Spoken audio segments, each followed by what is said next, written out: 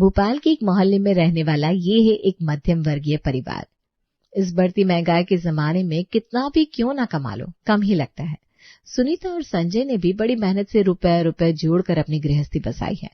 संजय की अब उम्र हो गई है तो वो काम पर नहीं जाता, लेकिन उसका बड़ा बेटा रवि ट्यूशन क्लासेस लेता है और छोटा बेटा अमित पत्रकार है।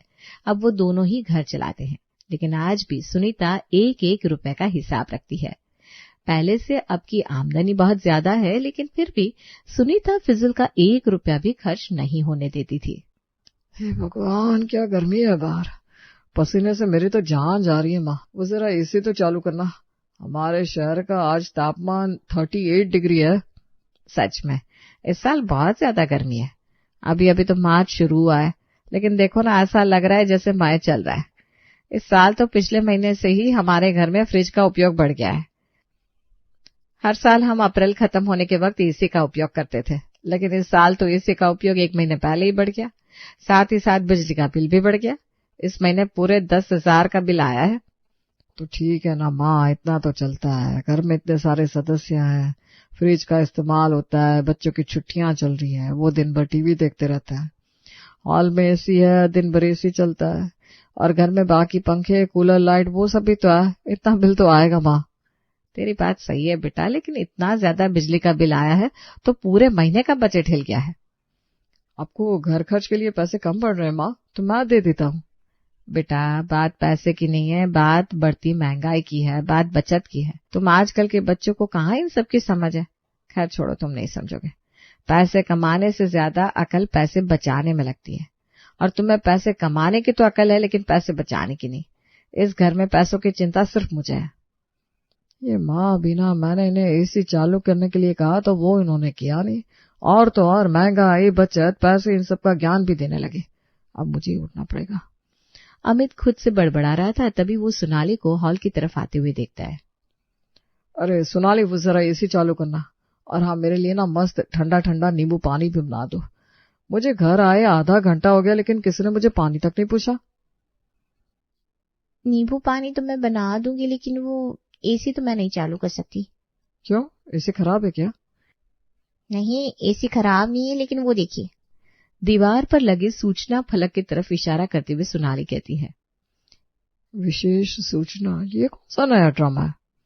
आज से हमारे घर में बिजली की बचत हो रही है। सिर्फ और सिर्फ रात में ही हम एसी चला सकते हैं, ऐसा माँ जी का आदेश है।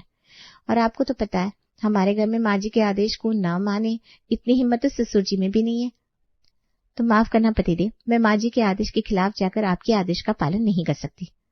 अरे यार, ये माँ भी ना कुछ ज्यादा ही करती है। इन्हें बिजली की बचत की पड़ी है, फिर चाहे घर के सदस्य घर में से मर ही क्यों ना जाए। अमित जी, मुंह बनाने की कोई जरूरत नहीं है। अंदर चलिए, फ्रेश हो जाइए। मैं आपके लिए नींबू पानी बनाती हूँ, और चुपके से थोड़ी देर के लिए आपको कूलर चालू करके देती हूँ।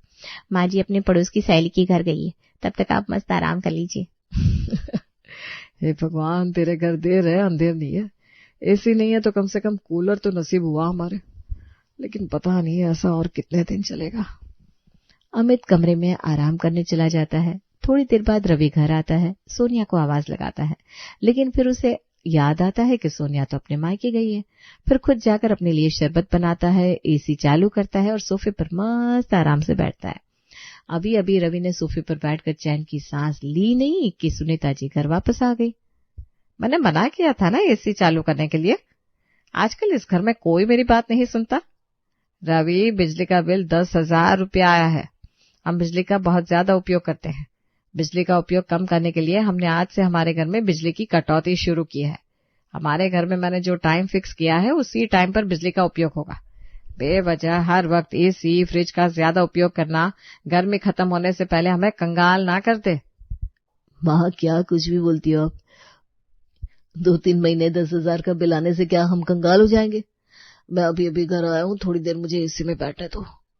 अरे तू तो ऐसे बोल रहा है जैसे तो बाहर जाकर मजदूरी करके आया है। तेरे ट्यूशन में भी तो एसी है ना, दिन भर तो एसी में ही था, अब घर आकर फिर से एसी चला रहा है। हमारे जमाने में तो नहीं थे ऐसे एसी, लेकिन फिर भी हम जीते थे ना। आजकल तुम लोगों ने बेवजह के शौक बढ़ा दिए, और साथ ही साथ खर्चे भी बढ़ गया। एसी बंद मतलब बंद। इतनी गर्मी में कुछ पैसे बचाने के लिए सुनीता ने बिजली की बचत करना शुरू कर दिया था। 1 दिन हो गया, 2 दिन हो गए, सुनीता को किसी ने कुछ नहीं कहा। कहते भी कैसे, सुनीता किसी की सुनती थोड़ी ना है। बिजली बचाते बचाते ऐसे ही 8 दिन निकल जाते हैं। गर्मी के कारण दिन भर बच्चे सो नहीं पाते थे। रवि का छोटा बेटा डुग्गू आज सुबह से रो रहा था। सोनिया उसे चुप कराने की कोशिश करती है, लेकिन तभी वो देखती है कि डुग्गू के पीठ पर घमौरियां हो गई थी। वो जोर से चिल्लाती है, माँ जी इधर आइए, ये देखिए हमारी गुड्डू को क्या हो गया है। तभी घर के सभी सदस्य हॉल में आते हैं। सुनीता डुग्गू को गोद में लेती है। हे भगवान, डुग्गू को तो गर्मी के कारण घमौरियां हुई है। मैंने सोचा बिजली की बचत करके थोड़े पैसे बच जाएंगे, लेकिन ये तो लेने के देने पड़ गए। अब बहू तुम घबरा मत, कुछ नहीं होगा, थोड़ा पाउडर डाल दो, ठीक हो जाएगा। माँ अब आपकी ये बिजली की बचत बंद कर दीजिए। देखिए डुग्गू को क्या हो गया। हम सब बड़े हैं, हमें कुछ हो जाए तो हम सह लेंगे, लेकिन ये छोटा बच्चा, उसे कितनी तकलीफ हो रही होगी। माँ आप ना ये बिजली की बचत करना प्लीज बंद कर दो। आता है तो आने दो ना थोड़ा ज्यादा बिल, 2-3 महीनों की तो बात है। अरे बाहर गर्मी पड़ रही है, उस कारण घमौरियां जरूर हुई है, लेकिन इसका एसी के साथ कोई लेना देना नहीं है। हमारे घर में पंखे कूलर सब है, फिर भी डुग्गू को ऐसा हुआ है। और कुछ कुछ बच्चों को होता है, वैसे भी हर घर में एसी थोड़ी ना है। वो जो भी है, हमारे घर में पहले एसी नहीं होगा, लेकिन हमारे डुग्गू का जब से जन्म हुआ है तब से एसी में रहने की आदत है उसे।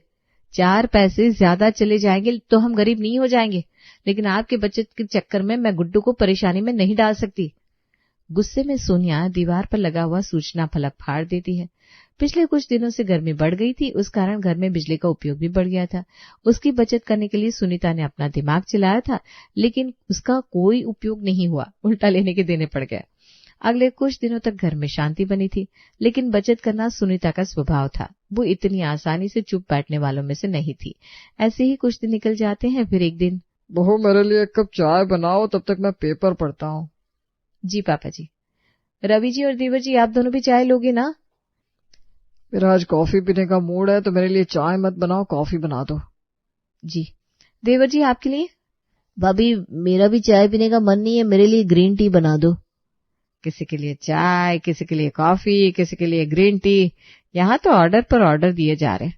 पहले ही घर में इतना ज्यादा खर्चा हो रहा है, ऊपर से दिन ब दिन आप लोगों के नखरे बढ़ रहे हैं। ओ सोनिया महारानी, हाथ में पतीला लेकर मेरा मुंह क्या देख रही हो? जरा नीचे देखो, गैस खुला छोड़ा है तुमने। पहले पतीला रखना, फिर गैस ऑन करना। लेकिन नहीं, हम तो करोड़पति है भाई। पहले मैं एक गैस सिलेंडर 2-3 महीने तक चला लेती थी, लेकिन अब महीने में 2-2 सिलेंडर लगते हैं। ऊपर से गैस सिलेंडर की कीमत भी कितनी बढ़ गई है। सुबह हुई नहीं और सुनीता का बढ़ती महंगाई और बचत के ऊपर लेक्चर देना शुरू हो गया था। सुनीता को चुप करने के लिए संजय जोर जोर से पेपर पढ़ने लगता है। बढ़ती गर्मी के कारण शहर के लोगों का हाल बेहाल। अगले कुछ दिनों तक घर में ही रहने का आदेश। धूप के कारण पानी की बढ़ती समस्या। 1 हीटर की खरीदी पर दूसरा हीटर फ्री। ये दुकानदार भी ना बड़े गजब होते हैं। इन दिनों फ्रिज एसी की ज्यादा जरूरत होती है तो उनकी कीमत बढ़ा देते हैं, और इतनी गर्मी में हीटर की कोई जरूरत नहीं है तो 1 हीटर पर 1 फ्री दे देते हैं। पता नहीं इतनी गर्मी में हीटर कौन खरीद रहा होगा। अरे कदर करो, इतनी महंगाई में कुछ तो फ्री में मिल रहा है। श्रीमती जी, लेकिन उपयोग क्या है? ऐसे तो आप ये रोज बड़े आवाज में पेपर पढ़ते हो, उसका भी कोई उपयोग नहीं है, लेकिन फिर भी पढ़ते हो ना, इसी तरह से होगा इसका भी कुछ। खैर, आज सुबह सुबह आपके साथ बहस करने में मुझे कोई दिलचस्पी नहीं है। मुझे थोड़ा काम है, मैं बाहर से आती हूँ। अच्छा, वो आपको काम है। कम से कम एक दिन तो मुझे आपकी बहस से छुटकारा मिला। कुछ कहा क्या आपने? अरे कुछ नहीं, आप जाइए जाइए, आपको देर हो जाएगी। सुबह सुबह सुनीता घर से बाहर चली जाती है। रास्ते में उसे उसकी सहेलियां मिलती हैं। तभी सुनीता को फिर से उस हीटर के ऑफर के बारे में पता चलता है। सुबह घर से निकली सुनीता सीधा शाम के समय अपने 2 हाथों में 2 हीटर लेकर आती है। उसे आते हुए देखकर रवि कहता है, अरे माँ, कहाँ थी सुबह से आप? और ये क्या, हमने थोड़ा बहुत खर्चा किया तो हमें आप कितना कुछ सुनाती हो, और अब देखो आप ही इतनी गर्मी में ये हीटर लेकर आई हो। इतनी गर्मी में हीटर कौन चलाता है? इस पूरे घर में दिमाग सिर्फ मेरे पास है। तुम्हें पता है ये हीटर कितने उपयोग की चीज है? बढ़ती गर्मी के कारण हमारा एसी और फ्रिज का खर्चा बढ़ गया है। वो तो हम कम नहीं कर सकते, क्योंकि गर्मी में फ्रिज और एसी जरूरी है। तो हमारे घर में सबसे ज्यादा खर्चा होता है गैस सिलेंडर का। अब हम खाना इस हीटर पर बनाएंगे तो हमारा महीने का गैस सिलेंडर का खर्चा बच जाएगा और कपड़े सुखाने के लिए भी हम हीटर का उपयोग कर सकते हैं, ताकि ज्यादा धूप से कपड़े खराब भी नहीं होंगे और वक्त भी कम लगेगा। और तो और हल्का पानी गर्म करने के लिए भी हम इस हीटर का उपयोग कर सकते हैं। माँ जी, लेकिन इतने सारे लोगों का खाना हम हीटर पर कैसे बनाएंगे? इसीलिए तो ये हीटर लेकर आई हूं मैं। एक की मदद से सब्जी बनाना, एक की मदद से रोटी सेकना, और फिर वो हो जाए तो कपड़े सुखाना, पानी गर्म करना, कितना कुछ होता है हीटर की मदद से। माँ, हम इस हीटर की मदद से पानी गर्म नहीं कर सकते, वो हीटर अलग होता है। हाँ, तो वो कौन सा हीटर है वो ले आओ। वैसे भी हमारे घर में गैस गीजर है और महीने में उसके लिए हमें 3-4 बार गैस लगी जाती है। उससे तो अच्छा ये हीटर है। मुझे उस दुकानदार ने बताया इसमें इतनी बिजली भी खर्च नहीं होती। हीटर के फायदे के बारे में दुकानदार ने सुनीता को इतनी बखूबी से पट्टी पढ़ाई थी कि वो जब से घर आई थी तब से हीटर के गुणगान किए जा रही थी। रवि उसे समझाने की लाख कोशिश करता है लेकिन वो एक नहीं मानती। फिर क्या, अगले ही दिन से हीटर का इस्तेमाल शुरू हो जाता है। अब हर चीज के लिए घर में अलग अलग हीटर आ गए थे। हर चीज हीटर के इस्तेमाल से ही हो रही थी। बहू, पूरे 30 मिनट हो गए तुझे चाय बनाने के लिए बोला है। आज के दिन में चाय बनेगी कि नहीं? माँ जी, ये गैस थोड़ी ना है कि 5 मिनट में चाय उबाल के तैयार हो जाएगी। हीटर पर वक्त लगता है। हाँ, तो लगने दो, मुझे कहाँ ऑफिस जाना है। आराम से बनाना, कोई जल्दी नहीं है। इस हीटर के उपयोग से हमारी कितनी बचत हो रही है। अरे बहू, तुम्हें पता है ऐसे ही बचत कर करके मैंने इस घर को इतना बड़ा बनाया है, और तुम दोनों को भी इसी तरह आगे ऐसे ही बचत करते रहना होगा, तभी तो घर गृहस्थी चलती है। जी माँ जी, ये लीजिए आपकी चाय। और हाँ माँ जी, गैस खत्म हो गया है, आप पैसे दे दीजिए, मैं गैस वाले भैया को फोन कर देती हूँ। अरे घर में खाना बनाने के लिए 2-2 हीटर होते हुए गैस की क्या जरूरत? हीटर पर ही खाना बनाओ। और हाँ, अब आदत डाल लो, अगर हमारे 2 पैसे बच रहे हैं तो क्या जरूरत है गैस की। सुनीता के दिमाग पर हीटर का भूत इतना सवार हो गया था कि घर में गैस का उपयोग पूरी तरह से उसने बंद कर दिया था। चाय बनाने के लिए हीटर, पानी गर्म करने के लिए हीटर, रोटी सेकने के लिए हीटर, सब्जी बनाने के लिए हीटर अब घर में हर काम करने के लिए हीटर ही हीटर आ गए थे। अगले कुछ दिनों तक ऐसा ही चलता रहा। फिर एक दिन, पता नहीं आज सुबह सुबह हीटर को क्या हो गया, कब से चालू करने की कोशिश कर रही हूँ लेकिन चालू ही नहीं हो रहा। अरे ठीक से करना, हो जाएगा, नहीं तो वो दूसरा है ना, वो इस्तेमाल कर ले। माँ जी, मैं बच्चों के लिए नाश्ता बना रही हूँ, बाद में मुझे सब्जी बनानी है। आपको पता है इस पर कितना टाइम लगता है, और तब तक दीदी मेरा वेट करेगी, तो रोटियां बनाने में दोपहर के 2 बज जाएंगे। अरे ठीक है, ला इसे मैं ठीक करवा लाती हूँ। सुनीता हीटर लेकर दुकानदार के पास जाती है। थोड़ी देर बाद एक दूसरा नया हीटर लेकर लौटती है। अरे माँ जी, आप तो जल्दी वापस आ गई, और ये क्या, आपने हीटर ठीक नहीं करवाया? ये पुराना हीटर मैं ठीक करवा कर लाई हूँ और एक नया हीटर भी लेकर आई, ताकि फिर हीटर खराब हो तो खाना बनाने के लिए देर ना हो। माँ, हमें हीटर का दुकान थोड़ी ना खुलना है। घर में पहले कितने हीटर हो गए, इन सारे हीटर के पैसों में तो 4-5 महीने का गैस सिलेंडर आ जाता। अरे गैस सिलेंडर खत्म हो जाता है, एक बार हमने इसके लिए पैसे खर्च कर दिए तो ये हमारे घर से भाग थोड़ी ना जाने वाला है। अब ये हमेशा के लिए हमारे उपयोग की चीज हो गई है। वैसे हीटर खराब हुआ था ना, तो ठीक करने के लिए कितने पैसे लगे? कुछ नहीं, बस वो 1000 रुपए। 1000 रुपये? अब कोई भी हीटर बिगड़ जाएगा तो हर बार हमें 1000 रुपये देने होंगे। उससे तो अच्छा है कि हम गैस पर ही खाना बना ले। मैं तुम्हारे काम के मामले में दखल देती हूँ क्या? तो तुम मुझे घर के मामलों में राय मत दो, कोई जरूरत नहीं है। वैसे भी चीज है, खराब तो होगी ही, लेकिन हमें इधर से मिलने वाले फायदे ज्यादा है। तुम लोगों को तो कुछ अकल ही नहीं है, इसलिए तुम्हें इसके फायदे समझ में नहीं आ रहे। लेकिन माँ, जिधर नजर घुमाओ उधर हीटर ही हीटर दिख रहे हैं, और ये देखो बाहर इतनी धूप पड़ी है, लेकिन फिर भी ये सोनाली हीटर का उपयोग करके कपड़े सुखा रही है। अरे तो करने दो ना, उपयोग करने के लिए तो मैंने हीटर लाया है। लेकिन माँ, ये हीटर अपने आप नहीं चलता, इसके लिए बिजली लगती है। अरे लगने दो, फ्रिज, एसी भी तो बिजली पर चलते हैं, लेकिन तब तो तुम्हें कोई आपत्ति नहीं थी। वैसे भी 2000 की बिजली ज्यादा लगेगी, लेकिन 5000 का गैस का खर्चा भी तो बच रहा है। जाओ तुम लोग अपना अपना काम देखो। एक गैस से अच्छा खासा काम चल रहा था, लेकिन कुछ पैसों की बचत करने के लिए घर में ढेर सारे हीटर आ पड़े थे। सुनीता किसी की कोई बात मानने के लिए तैयार नहीं थी। बार बार हीटर खराब हो रहे थे, लेकिन फिर भी सुनीता अपनी जिद छोड़ने के लिए तैयार नहीं थी। हीटर का इस्तेमाल करते करते अब महीना बीत गया था। इस महीना भर में हर हीटर 2 बार खराब हो चुका था, लेकिन हर बार सुनीता हीटर ठीक करवा के ला रही थी। ऐसा ही कई दिनों तक चलता रहा, लेकिन अब हीटर बार बार खराब हो रहे थे। हर बार हीटर ठीक करवा के अब सुनीता भी परेशान हो गई थी। ऐसे ही एक दिन, बहू मेरे लिए चाय तो बना दो। पापा जी कहाँ से बनाऊं चाय, हमारे तीनों हीटर खराब हो गए। कल रात तक तो ठीक थे, पता नहीं अचानक से क्या हो गया। अरे ऐसे कैसे हीटर खराब हो गया, अभी अभी तो ठीक करवा के लाई थी। 5,000 का गैस बच गया, लेकिन हीटर ठीक करने के लिए महीना भर में 10,000 खर्च हो गए। घर में बातचीत चल रही थी, तभी दरवाजे पर बिजली का बिल आता है। और 5,000 का गैस बचाने के चक्कर में 7,000 की ज्यादा बिजली भी लग गई। फिर भी इस बार 3,000 बिजली का बिल कम आया है। वो तो मैं रोक टोक लगाती हूँ तुम लोगों पर इस वजह से। पिछली बार तो एसी और फ्रिज के ज्यादा इस्तेमाल के कारण 10,000 आया था बिजली का बिल। अरे माँ जी, बिल कम नहीं हुआ है, 7,000 बढ़ गया है। पिछली बार एक और फ्रिज के ज्यादा उपयोग के कारण 10,000 आया था, और इस बार हीटर का ज्यादा उपयोग करने के कारण पूरे 17,000 का बिल आया है। हे भगवान, पता नहीं किस मुहूर्त पर मुझे ये हीटर घर में लाने की दुर्बुद्धि आई। 5,000 का गैस तो बच गया, लेकिन मेरे बचत करने के चक्कर में मेरा 17,000 का ज्यादा नुकसान हो गया। लेकिन वो दुकानदार तो बोल रहा था हीटर के इस्तेमाल से इतना ज्यादा बिल नहीं आता। हर दुकानदार अपना सामान बेचने के लिए अपने सामान की तारीफ करता ही है, लेकिन हमने आपको पहले ही 100 बार बताया था माँ कि ये बिजली पर चलता है, लेकिन आपने हमारी एक बात नहीं मानी। अरे बेटा, गलती हो गई, बचत करने के चक्कर में मैं खुद का नुकसान करवा बैठी। मुंबई शहर के एक मोहल्ले में सोमेश अपनी मां कमला के साथ रहता था। वो अपनी रोजमर्रा की जिंदगी में व्यस्त थे। उसके पड़ोस की सविता आंटी एक दिन अचानक कमला के घर पर आकर सोमेश की शादी के लिए एक लड़की की फोटो दिखाने लगी। उन्होंने एक संस्कारी घरेलू लड़की की तस्वीर लाकर कमला को दिखाई। ये ले कमला, देख। अरे सविता, तू आ बैठ। मेरे पास बैठने का टाइम नहीं है कमला, ये फोटो देख। सोमेश के लिए ये लड़की कैसी रहेगी, अच्छी है ना? हाँ, लड़की लग तो सुंदर रही है, लेकिन शादी के लिए पहले सोमेश से तो पूछना पड़ेगा ना। सोमेश अपने कमरे में बैठा ये सब सुन रहा था कि कोई उसकी शादी तय कर रहा है। उसका घमंड जाग उठा। उसे अपने लुक्स और पढ़ाई पर बहुत घमंड था। वो खुद को इतना काबिल समझता था कि मोहल्ले में सबसे अनोखी और सबसे सुंदर बहू लाने की वो पहले से ही ठान चुका था। पता है कमला, ये लड़की बहुत संस्कारी है और बीए तक पढ़ी लिखी भी है। घर के सारे काम करना जानती है, बिल्कुल बहू बनाने लायक है।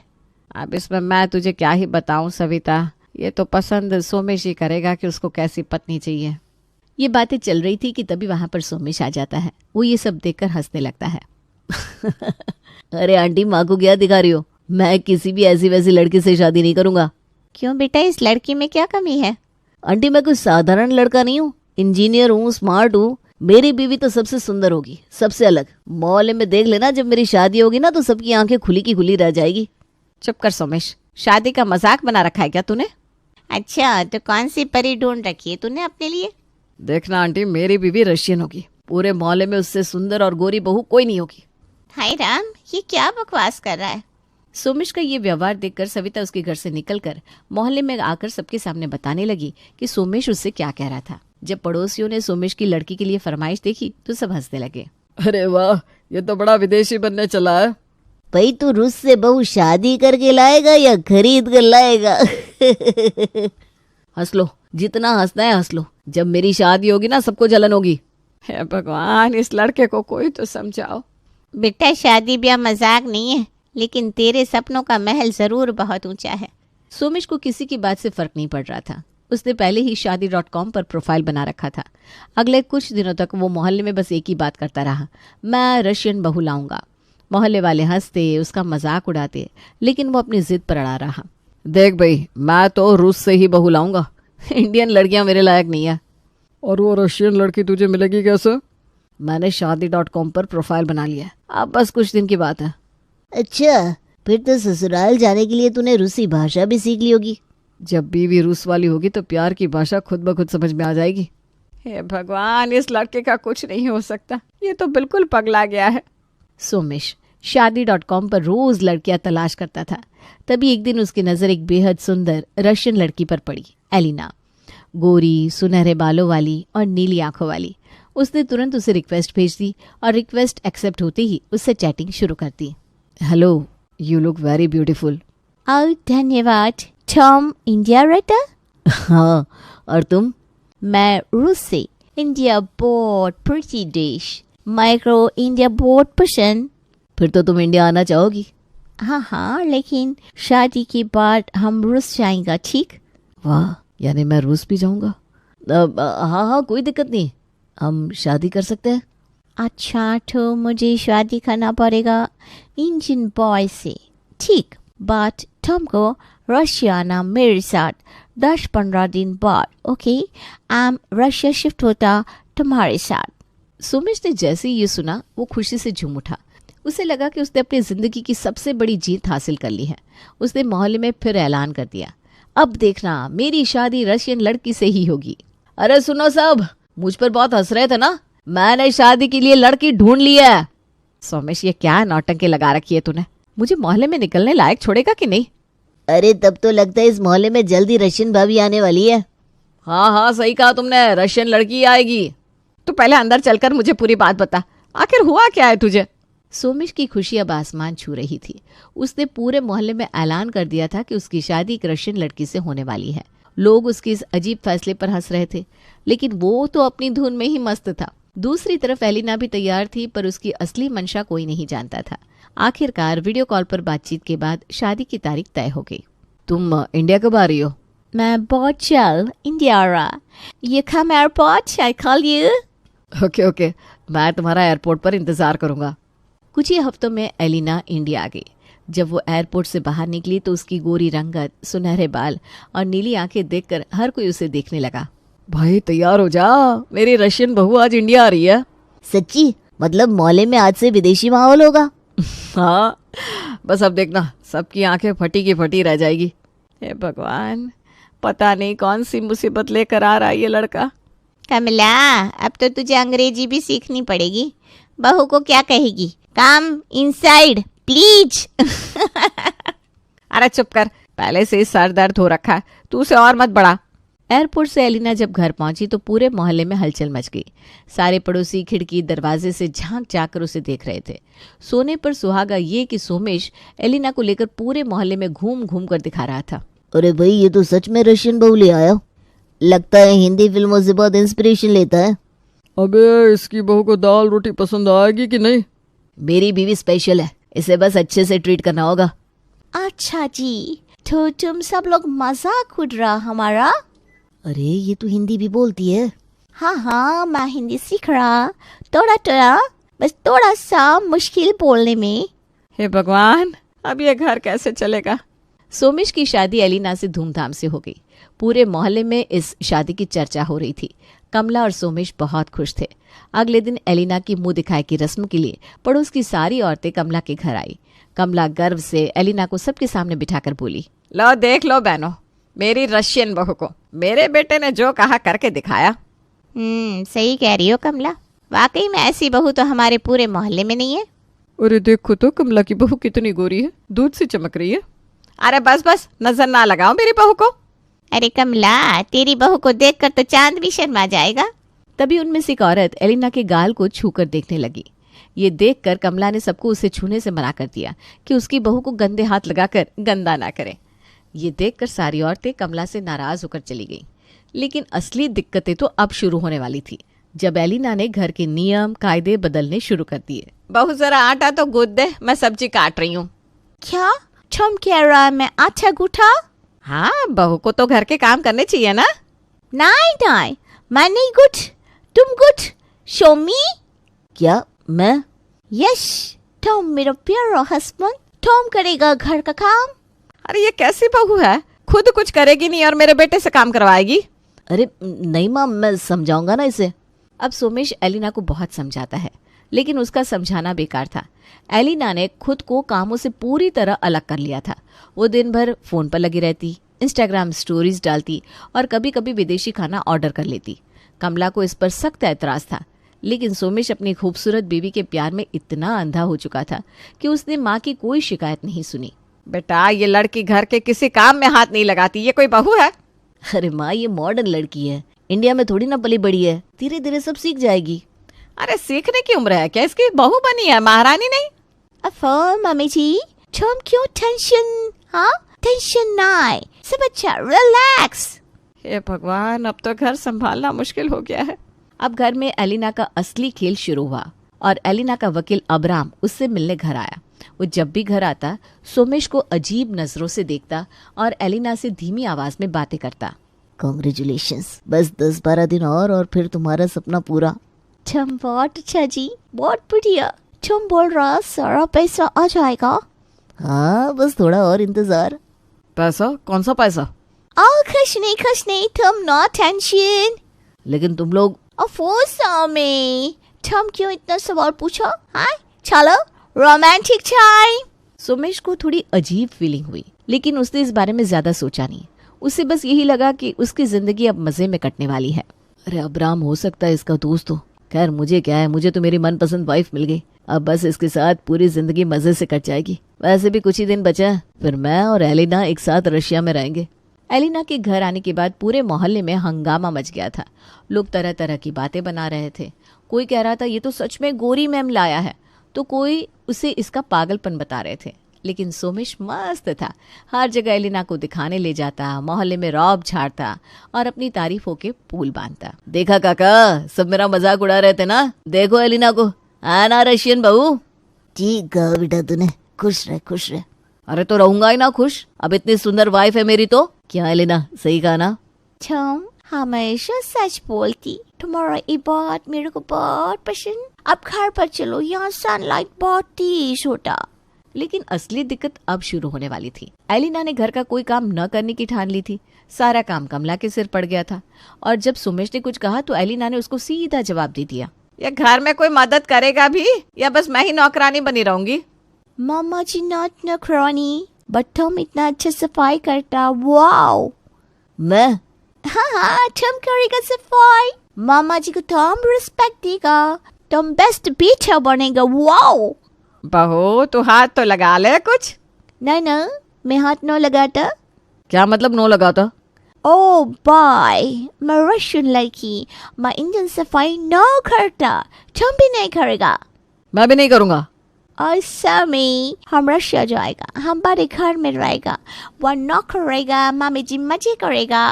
नौकर नहीं मिलेगा तो तुम काम करेगा और तुम? मैं मजा करेगा। ये क्या लाया है तू घर में? देखो ये सब नहीं चलेगा, मेरी माँ से ऐसे बातें मत करो। ऐसा में तुम क्यों एंग्री? मामा जी फनी बात करता ना। फानी? यस। ठीक है, मैं जा रहा हूँ, बाद में बात करूंगा। Poor Somi।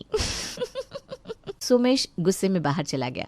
अब उसे धीरे धीरे समझ में आने लगा था कि एलिना घर में बहू कम रानी ज्यादा बनकर आई थी। लेकिन असली खेल तो अभी बाकी था। एलिना अपने वकील अब्राम से मिलने जा रही थी। So, how is the Indian family life treating you? Oh, it's funny. They walk like servants and they don't even know my real plan yet. Perfect. Just a few more days, then the property will be yours. Finally, I can't wait to go back to Russia. कौन सा property? Oh, Sammy, तुम यहाँ? हाँ, लेकिन तुम लोग क्या बात कर रहे थे? Oh, कुछ नहीं, nothing. तुम not worry. Be careful. Somesh को कुछ समझ में नहीं आया, लेकिन उसे थोड़ा अजीब जरूर लगा कि एलिना उसे क्या छुपा रही है। लेकिन वो ज्यादा सोच नहीं पा रहा था। तभी घर पर एक और नया तमाशा हो गया। कमला पोछा लगाते हुए जमीन पर गिर गई और एलिना उसको देखकर हंस रही थी। हाय राम, मर गई मेरी कमर। वाह मामा जी, तुम बहुत फनी लगता। मैं तुम्हारा एक पिक्चर क्लिक करता, इंस्टाग्राम पर डालता, मामा जी खूब वायरल हो जाता। एलिना, तुमको मेरी माँ की कोई कदर है कि नहीं? वो यहाँ गिरी पड़ी है और तुम हंस रही हो। स्वामी, तुम इस बुढ़िया के लिए मेरे को चिल्लाया, मैं तुम पर क्रेज कर देता, तुम वेरी बैड पर्सन होता। अरे सॉरी यार, पर तुमको माँ की हेल्प तो करनी चाहिए ना। हाँ, हेल्प करता, मेरा मेकअप खराब हो जाता। तुम मेरे से प्यार कैसे करता देन? कुछ दिन बाद अब्राम का फोन एलिना को आया और उसने उसको बताया कि उसके अकाउंट में पैसा आ गया है। अब एलिना बहुत खुश थी। उसने अपने बैग से तलाक के पेपर निकाले और उस पर सोते हुए सोमेश के अंगूठे के निशान लेकर एक सेट खुद रख लिया और दूसरा वहीं रखकर रात में ही चली गई। सुबह जब सोमेश ने उठकर उन पेपर को पढ़ा तो उसकी तो मानो दुनिया ही खत्म हो गई हो। एलिना, तुमने मेरे साथ ऐसा क्यों किया? मैं तुमसे कितना प्यार करता था। सोमेश का रोना सुनकर कमला भागकर उसके पास आई। जब उसको सच्चाई पता चली तो उसके भी होश उड़ गए। मुझे तो पहले से ही वो पसंद नहीं थी, और तू इंडिया का होकर रशियन बहू लाया ही क्यों था? अब चली गई ना तुझे लात मारकर। माँ, मैं उसके बिना नहीं रह सकता। तुम्हारी रशियन बहू पूरे मोहल्ले में मेरी शान थी। अरे शान नहीं थी, काली पोत गई तेरे मुंह पर वो। अब तो सुधर जा, वरना बर्बाद हो जाएगा तू, और मैं भी जिंदा नहीं बचूंगी। सोमेश अब पूरी तरह से टूट चुका था। उसकी दुनिया बिखर चुकी थी। एलिना की हकीकत जानकर उसे ऐसा लग रहा था जैसे किसी ने उसकी आत्मा को कुचल दिया हो। धीरे धीरे मोहल्ले में भी ये बात फैल गई। मोहल्ले के लोग उसे ताने मार रहे थे, उसकी बेइज्जती हो रही थी। वो सोच भी नहीं सकता था कि उसका प्यार महज एक सौदा था। माँ, मैं बहुत बड़ा बेवकूफ था। मैंने आपकी बात नहीं सुनी, और देखो आज क्या हो गया। बेटा, माँ बाप का अनुभव बच्चों से ज्यादा होता है, लेकिन जब बच्चे खुद को ज्यादा अक्लमंद समझने लगते हैं ना, तो यही होता है। मुझे नहीं पता था कि एलिना सिर्फ पैसों के लिए मुझसे शादी कर रही थी। जब माँ बाप मना करते हैं तो कोई वजह होती है। तुमने दिल की सुनी पर अकल की नहीं। माँ, मैं अपनी गलती मानता हूँ, मुझे माफ कर दो। माफ करना आसान है बेटा, पर दुनिया तुम्हें ऐसे नहीं छोड़ेगी। तो अब क्या करूँ माँ? लोग मुझे देख देख कर हंस रहे हैं। बेटा, जो हुआ सो हुआ, अब आगे की सोचो। लेकिन हाँ, एक बात याद रखना, गलती से सीखा तभी जाता है जब इंसान उसे दोबारा ना दोहराए। मोहल्ले में अब यही चर्चा थी कि रशियन बहू ने सोमेश को धोखा दे दिया। गलियों में खुसर पुसर हो रही थी। पड़ोसी एक से बढ़कर एक ताने मार रहे थे। सोमेश के लिए अब घर से बाहर निकलना मुश्किल हो गया था। अरे सोमेश बाबू, कहाँ गए वो बड़े बड़े सपने? रूस की बहू, गोरी चमड़ी, ऊंची सोसाइटी। अब देखो लुट गए ना। अब तो पूरा मोहल्ला इंटरनेशनल हो गया है। देखो, एक लड़का रूस जाकर ठगाया। काका, मजाक मत उड़ाइए, मैं पहले ही बहुत शर्मिंदा हूँ। अरे भाई, ये जो विदेशी प्यार है ना, वो हमारी तरह दिल से नहीं होता। वो तो डॉलरों से चलता है, डॉलरों से। क्यों रे सोमेश, अब तो हिंदी अच्छी लग रही होगी। जब विदेशी में आई थी तब तो अंग्रेजी में ही घुल मिल गए थे। आंटी प्लीज और मत कहिए, मुझे बहुत दुख हो रहा है। अबे बेटा, विदेश में प्यार नहीं व्यापार होता है। अब तो तुझे समझ में आया कि नहीं? सोमेश भैया, सुना है कि आप भी अब इंग्लिश क्लासेस लेने वाले हैं ताकि अगली बार ठगे ना जाओ। सोमेश भैया गए थे रूस, दिल टूटा और हुए बेहोश। सोमेश को अब समझ में आ रहा था कि वो कितना बड़ा धोखा खा चुका है। माँ सही कहती थी, प्यार सिर्फ दिल से नहीं, दिमाग से भी करना चाहिए। अब उसके पास पछताने के अलावा कुछ नहीं बचा था। अंबिका निवास में पिछले 40 सालों से रूपा का राज चल रहा था। रूपा के 2 बेटे थे और दोनों ही रूपा की सांस सांस गिनते थे। उन दोनों की शादी हो चुकी थी। किस्मत से रूपा की दोनों बहुएं भी बहुत अच्छी आई थी।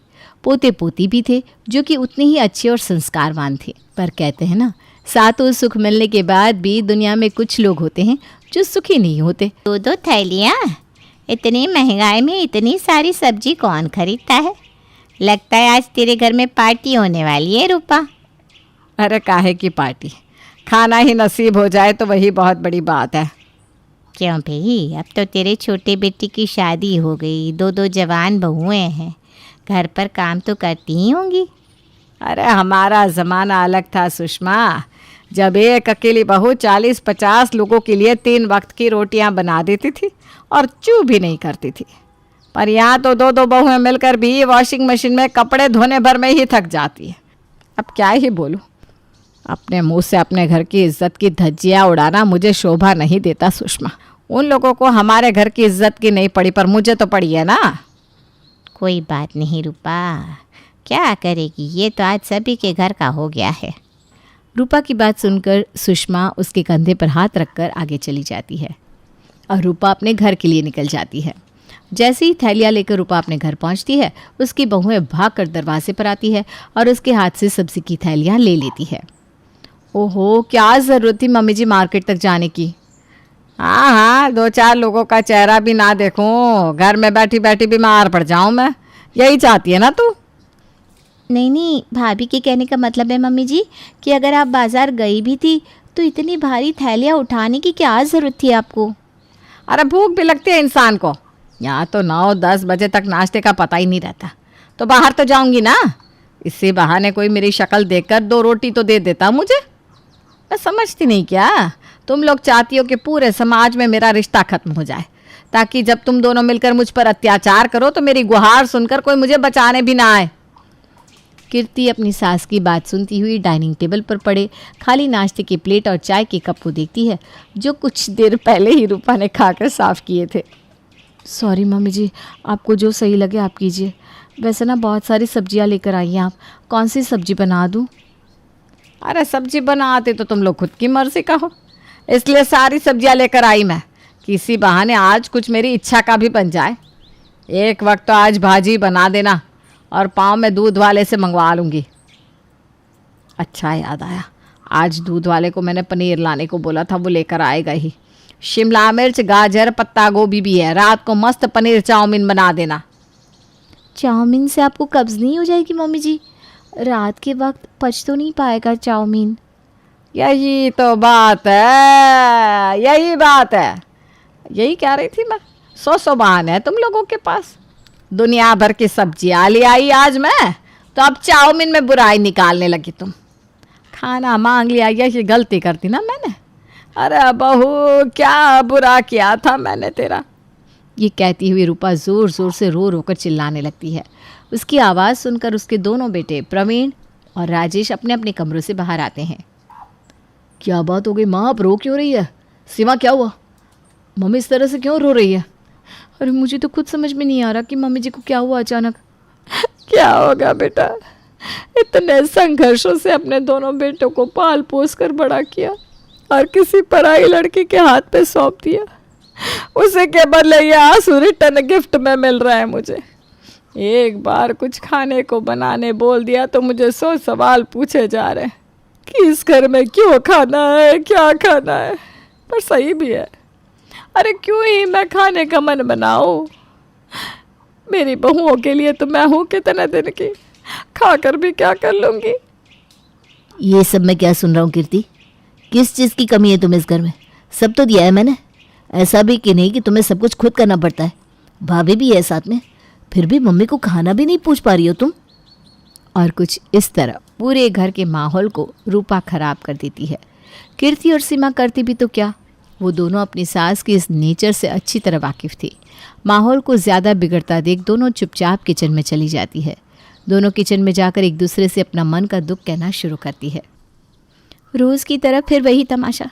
मेरी बहुएं मुझे खाना नहीं पूछती। हाँ भाई, खाना नहीं पूछते हम, आप तो हवा पर ही जिंदा है ना। इतनी दिव्य शक्ति दी है भगवान ने आपको कि आप पानी पीकर और हवा खाकर पिछले 10 सालों से जीवित हैं। अरे धीरे बोलना, अगर बाहर किसी ने सुन लिया तो जो लड़ाई ज़रा थमी है ना, इस बार दोगुनी तेज़ी से शुरू हो जाएगी। पर ये तो गलत बात है ना भाभी।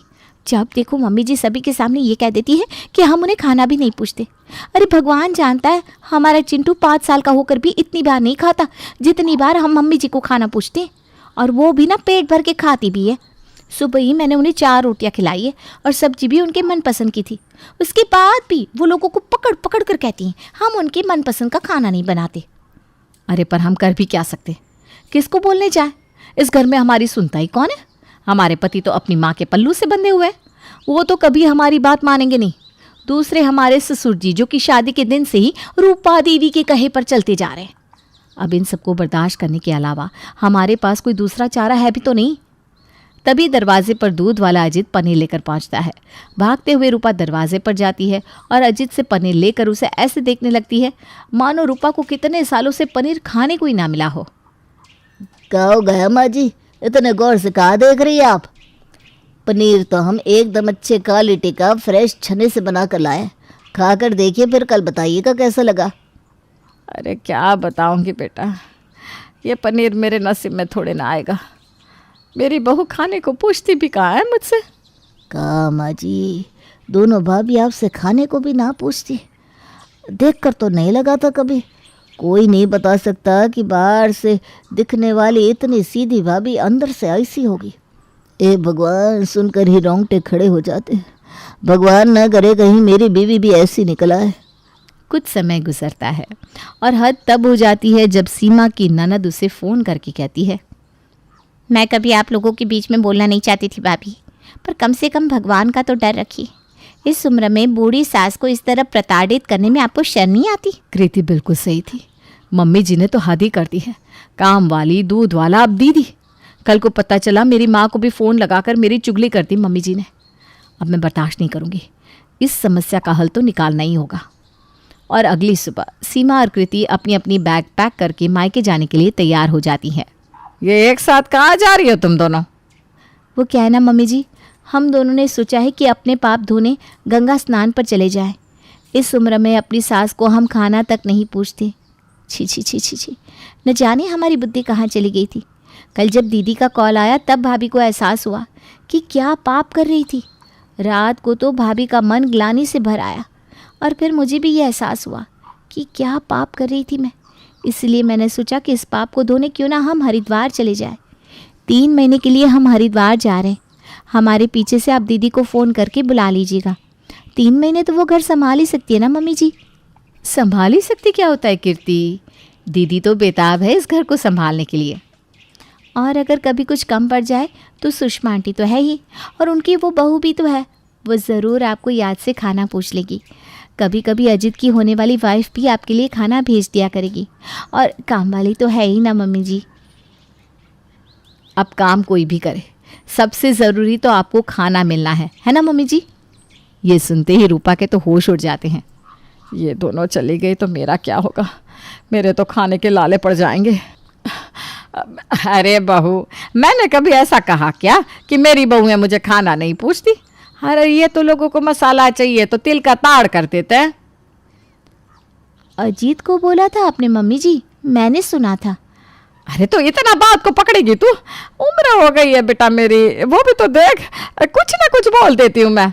अब चल बोल भी दिया तो अब मैं मान रही हूँ ना अपनी गलती। अब भूल जा सब कुछ। अरे मेरे लिए पनीर चाउमीन बना दे। हाँ बेटा। कीर्ति, मम्मी से खाना याद से पूछ लेना। घर के कुछ रिश्ते सीसीटीवी कैमरे जैसे होते हैं जिनका काम सिर्फ अपनी निगरानी करना होता है। अब कैमरा तो बस देखता है, लेकिन ये रिश्ते वाले कैमरे जो होते हैं ना, वो निगरानी के साथ साथ आग भी लगाते हैं। कैसे, देखिए जरा। दीदी क्या बात है, इतनी सुबह सुबह कहाँ जाने की तैयारी हो रही है? अरे तुम्हें कितनी बार कहा है, जाने से पहले पीछे से टोका मत करो। अरे गुस्सा क्यों करती हो दीदी, बस पूछा ही तो है। आप तो ऐसे बोल रही हो जैसे आपकी कोई चोरी पकड़ ली हो। चोरी? चोरी नहीं करती मैं। तू ना ज्यादा नाक ना डाला कर मेरे काम पर। अपने माँ बाप से मिलने घर जा रही हूँ, और कुछ? अरे तो ऐसे बोलो ना। मम्मी जी देखिए ना, दीदी से आजकल कुछ भी पूछो तो कैसे गुस्सा करती हैं। और मुझे जाने से पहले तेरी परमिशन लेनी पड़ेगी क्या? कल की आई छोकरी, ये मत समझना तेरे जाल में आ जाऊंगी मैं। मुझे नहीं तो दीदी कम से कम मम्मी जी को तो बता दीजिए। पूछती तो आप वैसे भी नहीं है, बड़ी है, इतना ख्याल तो रखा करिए। बहू, उसने मुझे बता दिया है, तू परेशान ना हुआ कर। जा जाकर काम देख क्या क्या पड़े हैं करने के लिए। वैसे भी सब्जियां खत्म है। ठीक है मम्मी जी, चलती हूँ। वैसे भी बाजार रास्ते में पड़ता है, कुछ लाना हो तो बता दीजिए। दीदी मेरे लिए। जेठानी बिना सुने ही चली जाती है। मम्मी जी, आपने दीदी को क्यों जाने दिया? अपने माँ बाप को देखने जा रही है तो इसमें भी रोकना है? तू भी तो जाती है ना अपने मायके। मम्मी जी मेरी बात अलग है, मैं कभी कभी जाती हूँ, पर दीदी आपने देखा है आजकल दीदी हर 2 दिन बाद कहीं ना कहीं जाती रहती है। पता है माँ जी, परसों जब मैं अपने दोस्तों से मिलने बाहर गई थी ना, तब मैंने दीदी को अपने मायके जाते हुए देखा। और आज फिर जब 2 दिन पहले मायके गई हुई थी, तो आज कहाँ जा रही है? जो तू बोल रही है क्या वो सच है? हाँ माँ जी बिल्कुल सच। ये देखिए मैंने फोटो भी ली है, देखिए। शाम को जेठानी घर आती है। बहू आ गई अपने मायके से? हाँ मम्मी जी, आपको तो पता है ना, माँ पापा आपको बहुत याद कर रहे थे, इसीलिए इन्होंने आपके लिए ये बनारसी साड़ी भेजी है। अच्छी है ना? बहुत अच्छी है। जेठानी अंदर चली जाती है। मम्मी जी आपने कुछ पूछा क्यों नहीं? मुझे क्या पूछना था? है क्या पूछना था? अरे वही जो आज सुबह बताया था, इनका रोज रोज निकलने का नाटक। देख बहू, तूने उसे वहां की तरफ जाते हुए देखा, जरूरी तो नहीं कि वो अपने घर ही गई हो, अपने किसी दोस्त के घर भी तो जा सकती है। मुझे तो लगता है मम्मी जी कि दीदी घर के पैसे बर्बाद कर रही हैं या फिर अपने मायके दे रही हैं। अरे भला वो ऐसा क्यों करेगी? घर से क्यों ले जाएगी? उसके पास खुद के पैसे हैं तो सही। मम्मी जी, मैंने दीदी को कल बात करते हुए सुना था। उनके परिवार की हालत थोड़ी खराब चल रही है और वो जेठ जी से पैसे मांग रही थी। अब देखिए, सारा घर का पैसा ना लुटा दे। सब बात सुनकर सास जेठानी पर शक करना शुरू कर देती है। कुछ दिनों बाद, मम्मी जी मैं जरा बाहर जा रही हूँ। बाहर कहाँ बहू? ये रोज रोज का बाहर बाहर क्या लगा रखा है? सास कभी ऐसा नहीं बोलती थी, लेकिन सीसीटीवी देवरानी के कारण सास के भी रंग बदल रहे थे। हाँ दीदी कहिए, आपको अपने माँ बाप से मिलने तो नहीं जाना ना? नहीं मम्मी जी, मेरी एक कॉलेज की दोस्त है, उसकी शादी होने वाली है तो वो पार्टी कर रही है, इसलिए उसने मुझे भी बुलाया है। कौन सी दोस्त दीदी? आपने इससे पहले तो अपनी किसी कॉलेज के दोस्त के बारे में नहीं बताया, ऊपर से आप शादी भी करा रही हैं उनकी। सास को न जाने क्या हो जाता है। तो चुप कर छोटी। सुनीता तुझे जाना है ना बेटा? जी मम्मी जी। तो जा। मम्मी जी आपको क्या हो गया है? आपको दिखाई नहीं दे रहा? जेठानी जी आपसे फिर से झूठ बोलकर अपने माँ पापा से मिलने गई है। मैं अगर उसे जाने नहीं देती तो रंगे हाथ पकड़ती कैसे? हाँ, तो क्या मम्मी जी अब आप उनके पीछे पीछे जाएंगी? मैं नहीं, तू जा। जल्दी से बहू के पीछे पीछे जा और पता कर वो कहाँ जा रही है। मम्मी जी, आप अगर मुझे ये काम करने को नहीं भी देती ना तब भी वह करती, क्योंकि मम्मी जी दीदी घर का पैसा अपने मायके वालों पे बहा रही है, वो भी आपसे बिना पूछे। कम से कम एक बार आपसे पूछ तो लेना चाहिए था ना। अब यहाँ खड़े खड़े टाइम बर्बाद करेगी या जो काम दिया है वो करेगी?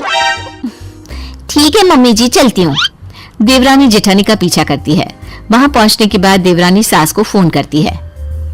बता जल्दी, कुछ पता चला? मम्मी जी मेरा शक सही था, जेठानी जी अपने किसी दोस्त के घर नहीं बल्कि अपने घर गई हुई हैं, और तो और अपने घर का ढेर सारा सामान भी लेकर गई हैं। लगता है पार्टी दोस्त के घर पर नहीं, उनके खुद के घर पर वो दे रही हैं। देखा माँ जी, मैंने कहा था ना, आपको अब भी मुझ पर विश्वास नहीं होगा, है ना? आज तो मैं छोड़ूंगी नहीं इसको, तो वहीं रुक, मैं आती हूँ वहाँ। हाँ मम्मी जी, आप जल्दी से आइए और अपनी आंखों से खुद देख लीजिए।